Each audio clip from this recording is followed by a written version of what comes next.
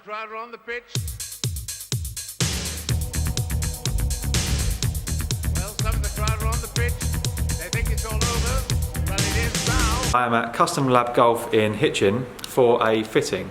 So basically, I feel like I've got a bit of a gap in my bag between my 3-wood, which is in here, and my irons. So I carry a 3-iron, but I feel like there's quite a big yardage gap there.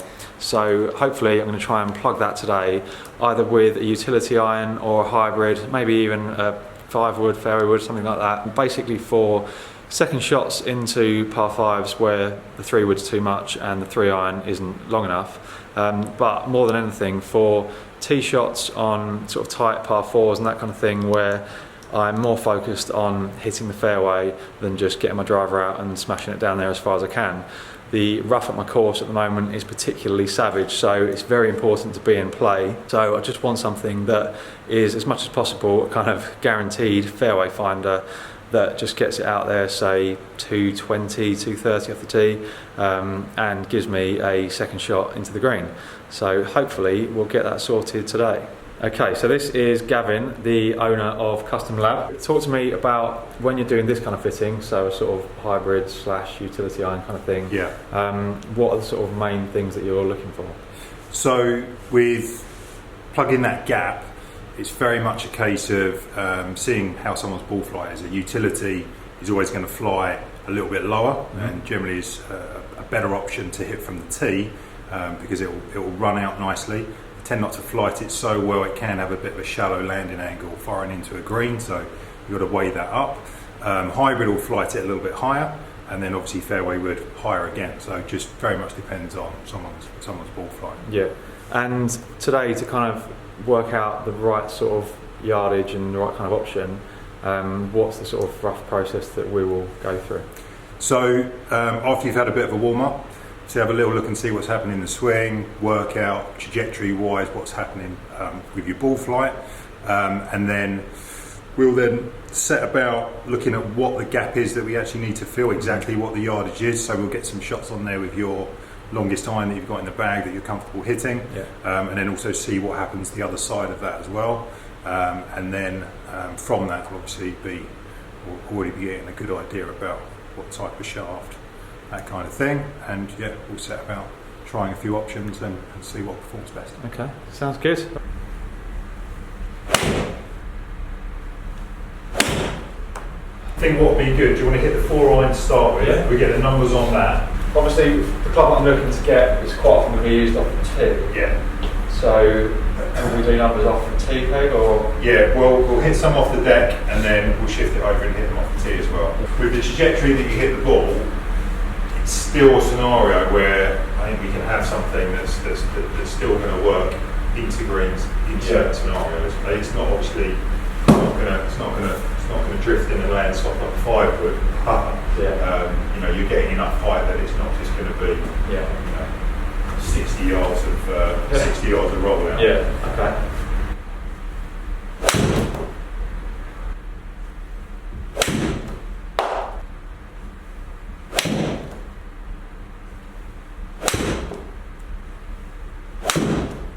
So I'd expect to carry this about 190, obviously that's what, 193? 193, yeah.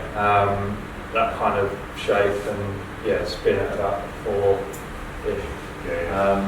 So no, that was absolutely spot on. Okay, that's cool, that's really good. So let's get a few shots on with the 4-iron as well, sorry, 3-iron as well. Yeah.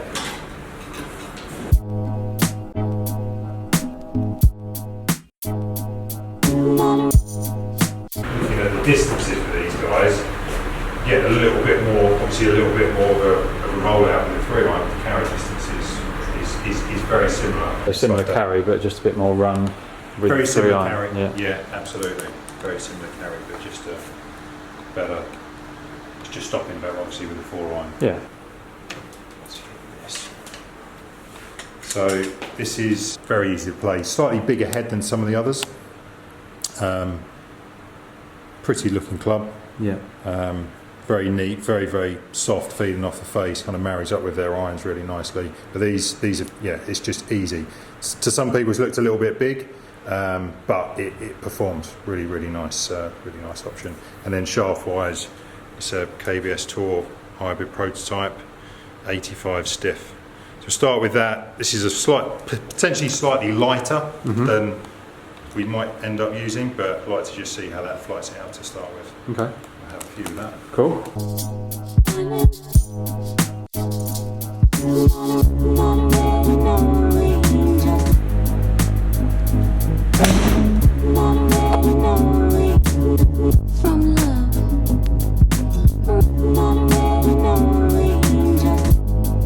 Okay, let's just change the shaft over in that, because it's interesting how speed-wise it's obviously an increase as we'd expect, but just really right off the face. Why would you expect the speed increase? Is that because it's a lighter shaft? Well, because you've got well, it's slightly longer. Right. And then obviously, yeah, because it is slightly lighter as well. Okay. Expect that to be a bit quicker. Yeah. But what was interesting was just obviously smash factor wise on the long irons was really high, and then with that it was a solid shot, but it just dropped down a little bit. We've set up a new system for utilities, which we're rolling out through our irons as well, where it's we can just then put any shaft into any of these heads. It's just literally just screws in like that. Just makes it really, really versatile. So we're not in a scenario where we've got one head that is working really well in a certain shaft, and then we can't put that shaft in an alternative. So it just gives us great versatility to be able to make sure we get it absolutely dialed in, and you can test any shaft. So these kind of clubs normally come with a sort of set shaft that doesn't click in and out like it would on a modern driver, for example. Absolutely, yeah, absolutely. So that's a standard built product, and so it's all fixed in. The only one that's different to that, there is the Cobra, which is already adjustable, and you can actually change the loft on that a little bit, which is quite clever. But all the other guys are all fixed. So in terms of if we were testing an 18-degree utility iron, you've got a scenario where we'd have to have it in 20 different shafts to have all the options there, which obviously is not feasible. So this system just means we can just flick it over. If we want to try the Strix, and we can pop this shaft straight into the PXG or the Titleist TMB, whatever suits. So it's been good, and we're rolling it out through our irons as well. So yeah, that's good. Nice.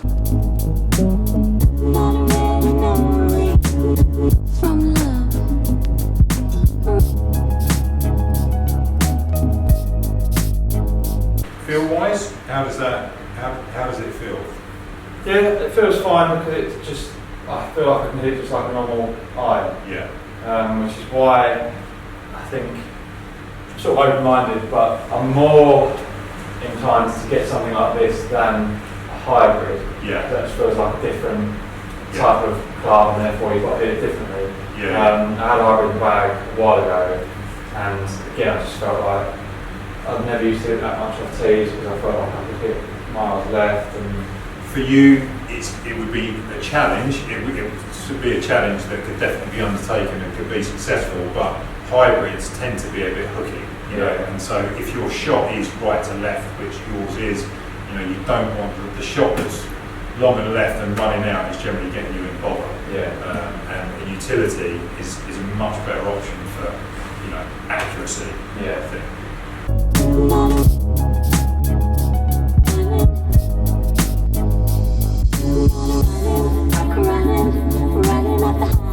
So when you add weight to a shaft, what do you expect to see from that? So if you're adding weight, typically you're going to create a little bit of a lower flight. Yeah. It can give a player a little bit more control as well. If I see it moving, typically not the same for all shafts, but if you're going up in weight, you also tend to find then that you can have something that's then going to be a little bit more stable for that player as well. Perhaps it can really help, from a timing point of view. If it's a bit light, sometimes that generates more speed, but there can be a little bit of a loss of control. So, with the pattern there, it just strikes me we're generating a bit more speed, we're getting a little bit more length, it's hitting the number we want it to hit, but the dispersion has gone a little bit wide. Now, there can be a bit of Indian as well as the arrow in there, obviously. Absolutely, But yeah. let's have a little try with a slightly heavier shaft. Okay.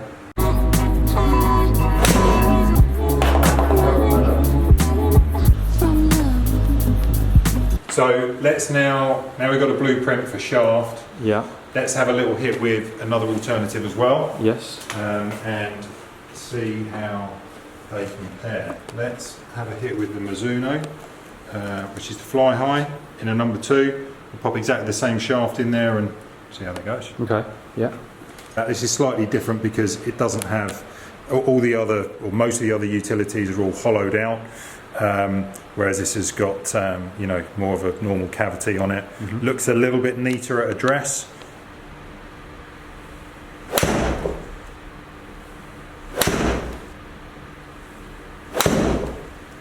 See, I mean, to me, straight away with this, it's like that was a really well struck shot, but it's just launching out a little bit lower. We've lost a little bit of carry. We've still got the same total, and straight away that just strikes me that it's not quite as easy to hit from a forgiveness point of view. I've taken one of those out as well. I don't know how you feel. But It's tricky because I feel like, you know, I hit one, probably that one a bit sort of off the bottom, yeah, which I always would point at myself rather than saying that yeah. this club is not as good. This has made me hit it from the bottom. Exactly. Do you want to have another couple with that? No, I think I'll hit one more. No worries. Yeah, I mean, it certainly doesn't seem to be going as well. As well, yeah, exactly. Simply without looking too much into Yeah, complicating it. I don't see it. The next thing I tried was the PXG 2 iron, which costs about 600 quid, so I was really hoping it wasn't going to be that good. But I think it's just worth getting it on there and hitting it because What was amazing. I don't want it to be good. Deliberately get it right out of the tub. I don't seem to be able to make any contact with the face on this at all. Yeah. I've missed 3 times. Yeah. You tested too much? Personally, no, but you know, I think saying someone the other day, in fact, to sum it up, I'd say if PXG irons were the same price point as say a TaylorMade P790, I would say that we would probably sell 75% of the irons that we were doing here would be PXGs because it's being done on a performance basis. Right. So I know straight away from, you know, if you're looking for a forged iron, it's going to give someone feel that they wanted. I've got 4 heads that I'll go to straight away that I know are going to be up there with the best of them, and they'll kind of be a bit of a line in the sand. Sometimes I'm surprised when I put something else in, but generally they will be the most consistent performers, and PSG would be one of those. But that's not something that obviously if someone's just coming in for if someone's coming in for an iron fitting, if they haven't said anything about PXG, it's not something that I generally slide in there, and because it's quite an awkward conversation as well. You almost want to say, you want to try this, just so you know it's £2.5 for a set or whatever. They're 400 quid an iron. Yeah. Yes, you know, most people, you know, are not interested in that whatsoever. Yeah. The people that are, and you know, there's not loads of PXG stockists, so the people that are generally saying, "Can I have a hit with this?" But I just think in this scenario, it's worth having a little hit just so you've seen it. It might not be any better at all. It might be marginally better. It might be the best golf club you've ever hit. Let's hope not.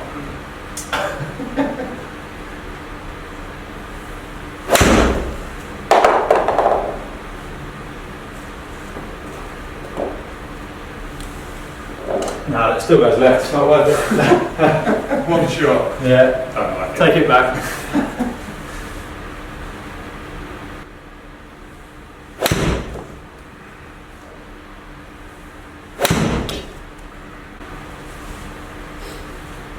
Consistent distance.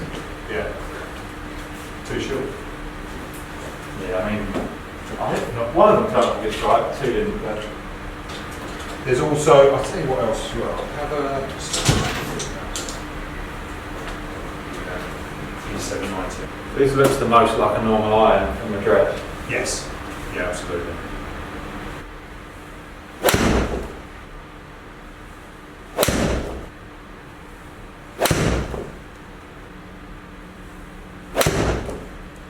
And from your for your eye, do you prefer something that looks more like an iron? I think so, yeah. So I had a PG crossover for a while, and I never liked it. It just didn't look right, and as a result of that, I never hit it. It's just No, I mean they're pretty beastly, aren't they? Yeah. Right, that's flown quite nicely, but just shaft-wise and that, it's a little bit light, but it's clearly getting it out there quite nicely. Yeah. It's a good head. I mean, I expect it to. 790 does. Again, that's a little bit neater in the head. Yeah. You can almost see the back of this one, not so much. It's a bit off the bottom, but it's not a disaster, is it? No, certainly not.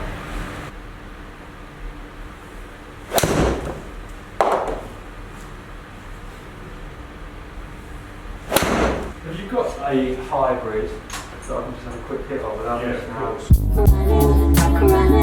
Running up the high,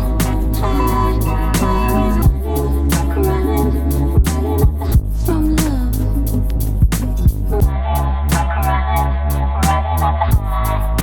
From how you've talked, and also from how you feel as well, from what you want it for, utility is the right thing because you want it as a low chaser for as a fairway finder, don't you? I think that's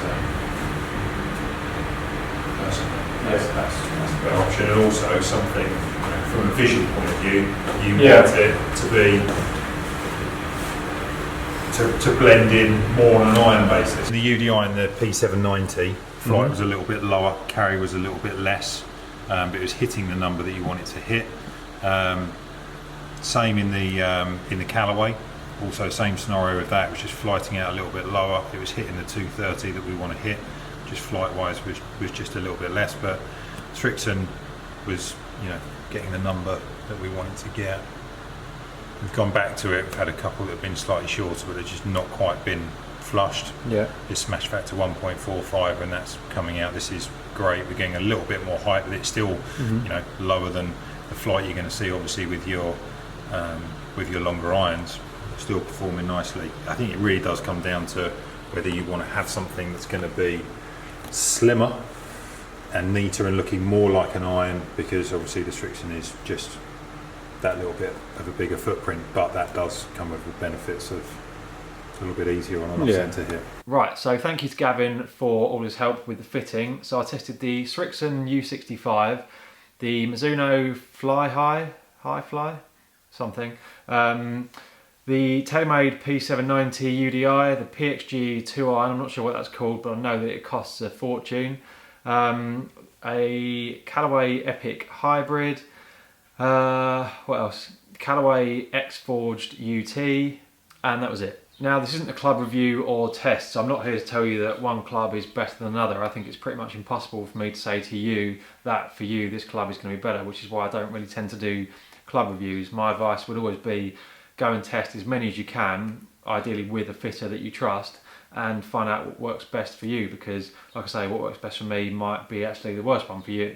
For me, the hybrid was a complete no-go. I get the idea of hybrids and why people like them, but I've just never got on with them. I don't really like the way they kind of sit behind the ball, and the club I was looking to get was something that was quite a reliable option off the tee, so it's no good having something that I feel like I can hit miles left 1 minute and miles right the next. The Strixon, the TaylorMade and the Callaway all gave me quite similar numbers, so they're all kind of getting out there to about 230 yards, which is the kind of number that I'm looking to hit. So, what did I go for? I've got to get it out of the boot. Hang on. What I went for in the end was this little beauty. It was actually quite a tricky choice in the end. I think it's fair to say that if I'd forced Gavin to pick one club and recommend it, he'd have gone for the Strixon. It's a little bit chunkier, so that arguably gives you a bit more forgiveness, although I'm not really sure how I feel about the term forgiveness and whether it means anything, but that's a topic for a different video. But I prefer the look of something a little bit slimmer behind the ball. The TaylorMade was the slimmest of the three, and I just felt like the Callaway was a kind of happy medium, so if forgiveness does exist, then it's kind of got a bit of that, but it's also got quite a nice slim profile, which is what I like to see. and so far I'm loving having it in the bag. One slightly funny thing, I mean it's probably not that funny at all really, is that I had a competition on the afternoon of the fitting. There's more to it than that. I realise that that alone is not remotely funny. But on the 12th hole, I'd hit my tee shot right, it had hit some trees, ricocheted and gone further right, and then sat down in some of that really thick, heavy rough. I had absolutely no shot whatsoever. So even when I tried to chip out sideways, it hit a tree and kind of deflected backwards and across the other side of the fairway into the rough again. That left me 205 yards out, so I grabbed my 3-iron, which is the club that this one I ordered to replace, and I holed it. Now that is by far and away the longest shot I've ever holed, and it could quite feasibly be the longest shot that I ever holed in my entire life. Obviously I'd rather it was for a hole-in-one than a birdie, but you know, beggars can't be choosers and all that. But it's just weird, isn't it, that the day I'd gone to get rid of that club, something like that happened. I don't understand, why does that always work like that in golf? It's like if you decide to get a new putter, suddenly you start holding everything with your old one. As you can see from that scorecard, I shot 77, so I missed buffer by 1 shot, which unfortunately has become a bit of a trend lately. So I've had, I think, about 10 competitive rounds since I last did an update on my handicap when I was off my lowest ever 4.1, and I've missed buffer in 7 of them. So I'm now back up to 4.8, which is obviously not ideal. So yeah, some of the rounds I've missed buffer by 1 shot, I just haven't quite got it going, and there's been a few rounds where I've just felt like I couldn't hit a shot to save my life, which is weird because it was only like 5 or 6 weeks ago that I felt like I was playing the best golf of my life and I couldn't really do a thing wrong. But obviously everybody has good and bad runs of form, and I'm hoping that I'm kind of coming out the worst of this one now.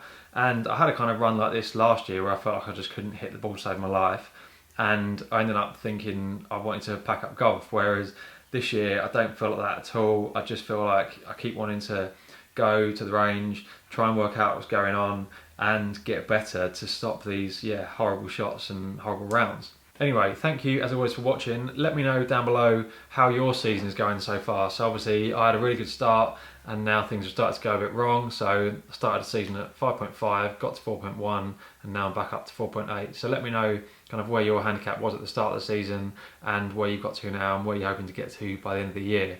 I will see you in the future, but first I've got something very important to do. You got to hold and give, but do it at the right time. You can be slow or fast, but you must get to the line. They'll always hit you and hurt you, defend and attack. There's only one way to beat them.